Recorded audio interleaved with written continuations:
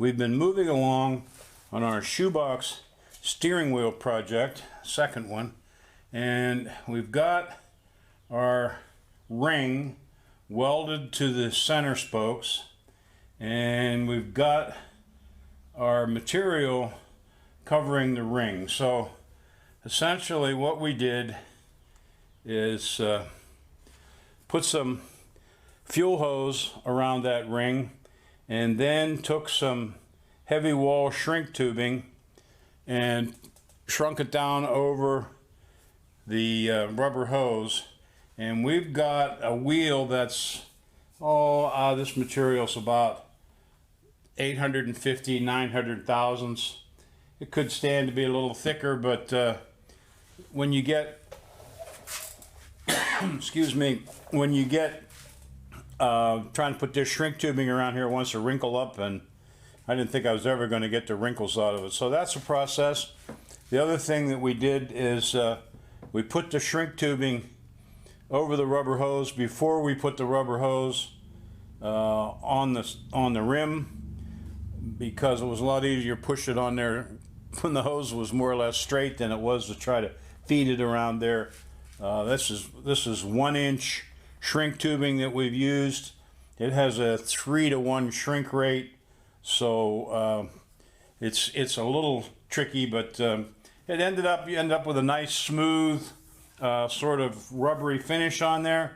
And what we got to do now is we've got to dig out. We left a gap where our weld was on both ends, and what we've got to do now is get our PC7 epoxy and mold in these two areas on the end and make it look like a proper steering wheel. So that's what we're going to do next.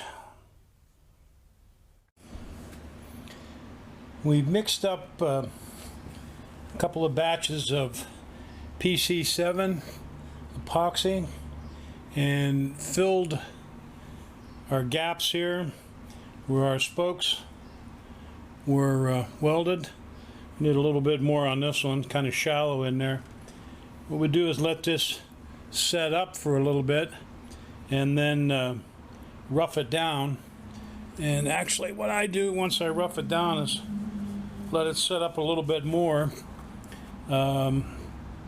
Still feels a little soft there, so we want to let that set up. Actually, I don't mind even 48 hours to let that sit up. We'll just rough it down a little bit and then smooth it out, but it'll take another coat or so. This side's not too bad, the other side still needs a little bit of work, and we're out of PC7, so we're gonna have to get some more.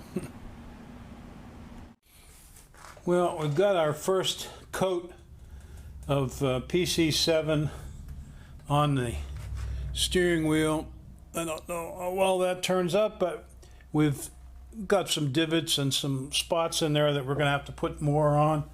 But we've waited a couple of days and roughed this down with a body file, and then roughed it down some more with some 80 grit, and it's pretty close to the right shape. I mean, you can really almost put your hand on there and tell if there's high spots, low spots, how the thumb slot works. It's a little fat in there right now.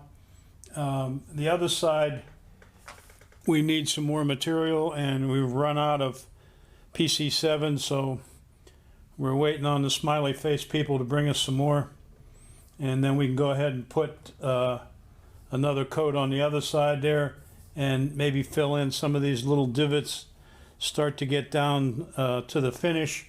Obviously, you've got to feather this in to the existing coating, and you got to be careful with that. So you want to knock it down with some rough material, leave it high, and then work it down with less aggressive paper. And really, what I do is knock it down a little bit, and I almost let this sit another day and cure. The longer you set this, leave this to cure, the better off you're going to be. So I would just work it down a little bit every day until we get to the end. And as soon as we get our other shipment of material in here, we'll put some more on the other side. Well, we've been doing some work on our steering wheel. Actually let the epoxy set up for a couple of days, really. The longer you let it set, the better it's going to be, the easier it's going to be to work with. But now what we've got to do is blend these two areas in, and we're using some 60 grit paper and every so often a body file. We got to be careful with the body file. Really the best way to do it is just with some coarse sandpaper, knock it down by hand. It's a tedious process. You get tired of doing it, take a break. Don't look for a shortcut, just take a break and come back to it. It'll come together. You just got to taper these edges down, blend them in, blend it into this spoke, and you can just tell really by putting your hand on it. You can tell if the shape is getting to be correct and it's thin enough or fat enough. Right now this side over here is just a little fatter than this side, and we're going to have to work on this a little bit more.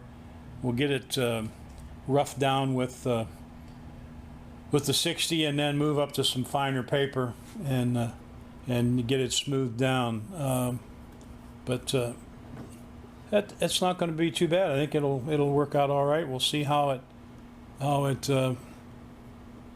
works once you put it into service. That's going to be the real tale. We've been working on our custom Shoebox Ford steering wheel, reducing the diameter. We're down to about 16 inches, 15 and a half center to center. We put a little black paint on our sections there where we've used the epoxy, and it's all right. The black paint isn't real spiffy what we used, but you know, it still needs a little bit more smoothing and bodywork and filler, but I think it'll work all right. And then what we're going to do, what we've decided, is to put a lace-on sort of leather cover over the whole thing, and I think it'll work out pretty good. We went to the auto parts and got ourselves one of those lace-on steering wheel covers. We had to get one for a truck because this wheel is still bigger than normal, and kind of laced her on there. I think it'll be all right. Good enough for who it's for. And it covers up our epoxy work on the side there, and we'll put our standard shoebox horn ring and everything in the middle, and I think it'll work out okay. We'll see how it works on the car. But that's it. We shrunk a shoebox steering wheel from 18 inches down to 16 inches, and this is the result.